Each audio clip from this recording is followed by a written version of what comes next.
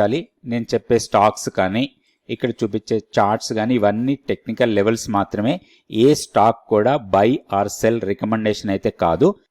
Hi friends, నేను ఆర్పి. ఈరోజు 15th July 2026 Nifty minor పాజిటివ్గా క్లోజ్ అయింది. 26 పాయింట్స్ పాజిటివ్ తోని 24,078 దగ్గర క్లోజ్ అయింది. కొంచెం ఇంట్రాడే వొలటాలిటీ చూసాం ఈరోజు మార్కెట్లో. హై లెవెల్లో కొంత సెల్లింగ్ ప్రెషర్ హెవీగానే వచ్చింది. సో టెక్నికల్గా లెవెల్స్ చూసే ముందు నిఫ్టీ 50 స్టాక్స్ చూద్దాం. ఎటర్నల్ టాప్ గెయినర్ అనుకోవచ్చు, 3% పెరిగింది. తర్వాత UltraTech Cement, HDFC Life, Shriram Finance, Eicher Motors, Bajaj Auto, Bajaj Finance, తర్వాత SBI, State Bank of India, తర్వాత SBI Life, IndiGo, Asian Paint, Tech Mahindra, Max Health ఇవన్నీ కూడా పాజిటివ్గా క్లోజ్ అయితే. నెగిటివ్గా క్లోజ్ అయిన దాంట్లో పవర్ గ్రిడ్ టాప్లో ఉంది. తర్వాత Hindalco, LNT, JSW steel, Tata steel, Infosys, Wipro, doctor Reddy lab వీటిలో కొంత నెగిటివ్ చూసాం. సెక్టోరియల్గా మనకి ఐటీ స్టాక్స్లో మళ్ళీ డిప్పే కనిపించింది. చాలా వరకు నెగిటివ్లోనే క్లోజ్ అవుతున్నాయి ఐటీ స్టాక్స్. ఐటీ సెక్టర్ వీక్గా కనపడుతుంది. దాంతోపాటు మెటల్స్లో కూడా అంత వీక్నెస్ చూసాం ఈరోజు ట్రేడింగ్లో. ఇది Nifty daily candlestick chart. So మనం నిన్న అనుకున్న లెవెల్స్ పెద్దగా మార్పులేము. నిన్న మనం అనుకున్నట్టు రెసిస్టెన్స్ పాయింట్ ఏదైతే ఉందో 24,210 అక్కడ 220 వరకు వెళ్ళినట్టుంది ఈరోజు హై. సో అక్కడి నుంచి కొంత సెల్లింగ్ ప్రెషర్ వచ్చింది. క్లోజింగ్ 24,078. మీరు జాగ్రత్తగా గమనిస్తే మనం నిన్న వేసుకున్న లెవెల్స్ ఆల్మోస్ట్ లోయర్ లెవెల్లో 24,010 24,015 లెవెల్ దగ్గర సపోర్ట్ తీసుకొని క్లోజింగ్ అక్కడే. అయితే ఇక్కడ ఒకటి ఏంటంటే ఇప్పుడు రేంజ్ బౌండ్ ట్రేడింగ్ జరగడానికి ఎక్కువ అవకాశాలు ఉంది. సో నిన్న వీడియోలో కూడా మనం అనుకున్నాం 23,800 అండ్ 24,300 350 ఆ లెవెల్స్ మధ్యలో ట్రేడ్ కావడానికి ఎక్కువ అవకాశాలు ఉన్నాయని నిన్న వీడియోలో అనుకున్నాం. సో అదే జరుగుతూ ఉంది. సో ఒక పొజిషనల్ ట్రేడర్ ఆర్ పొజిషనల్గా ఆప్షన్ ట్రేడింగ్ చేసే వాళ్ళకి ఒక మంచి ఆపర్చునిటీ.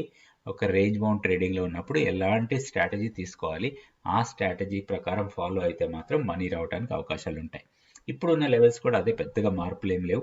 ఈరోజు హై 24,220, అది ఇమీడియట్ రెసిస్టెన్స్. తర్వాత 24,350. డౌన్ సైడ్లో 24,010 ఆర్ 24,000 రౌండ్ ఫిగర్. సో ఇది సపోర్ట్ లాగా ఉంటుంది.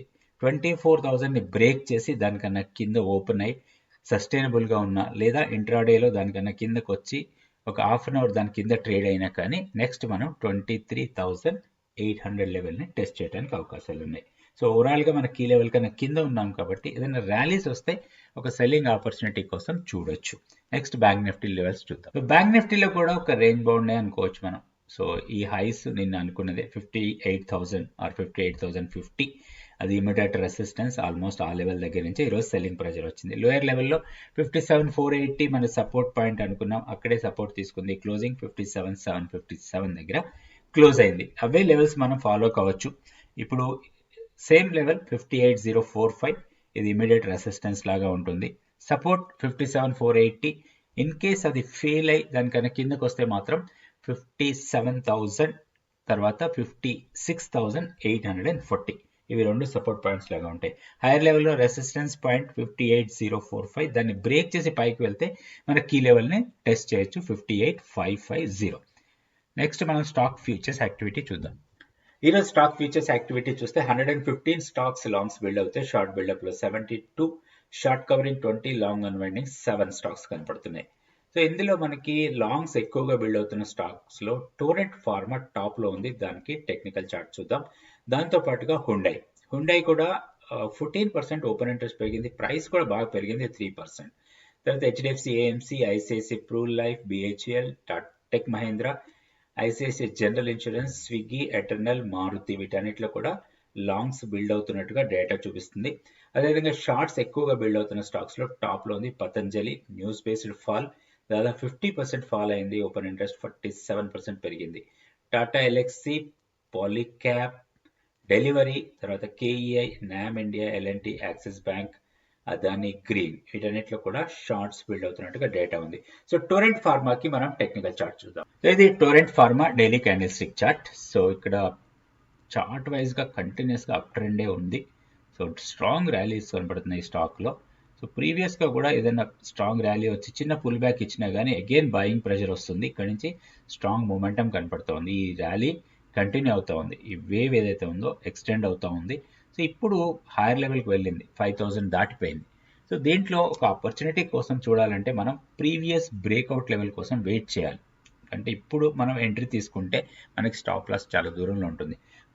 ఇప్పుడు ఎంట్రీ తీసుకున్న సపోజ్ 5020 దగ్గర మనం ఎంట్రీ తీసుకుంటే మన స్టాప్ లాస్ వచ్చి 4650 ఆర్ 660 దగ్గర ఉన్నాయి. అంటే చాలా డౌన్ సైడ్లో మన స్టాప్ లాస్ ఉంటుంది. కాబట్టి దీంట్లో ఒక పుల్ బ్యాక్ కోసం చూడాలి. ఇప్పుడు మనకి almost 20-day exponential moving average వచ్చి మనకి అరౌండ్ 4700 ఆర్ 750 లెవెల్స్ దగ్గర ఉంటుంది.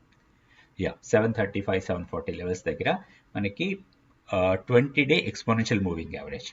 ఇప్పుడు మనకి ఆల్ మూవింగ్ యావరేజెస్ పైన ట్రేడ్ అవుతుంది, పివోట్ లెవెల్స్ అన్నీ కూడా పైన ట్రేడ్ అవుతుంది. ఇప్పుడు పుల్ బ్యాక్ కోసం చూసి ఒకవేళ ఎనీ రీజన్ కొంత డిప్ ఇచ్చి ఈ ప్రీవియస్ బ్రేక్అవుట్ లెవెల్ అండ్ అదేవిధంగా మన 20-day ఎక్స్పోనెన్షియల్ మూవింగ్ యావరేజ్ ఆ లెవెల్స్ దగ్గరకు వస్తే మాత్రం దీంట్లో ఒక లాంగ్ ఎంట్రీ కోసం ప్లాన్ చేసుకోవచ్చు.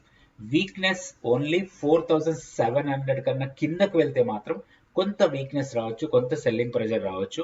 అట్లా వచ్చినప్పుడు అది 4400 ఆర్ 4350 లెవెల్స్కి డౌన్ సైడ్కి రావడానికి అవకాశాలు ఉన్నాయి.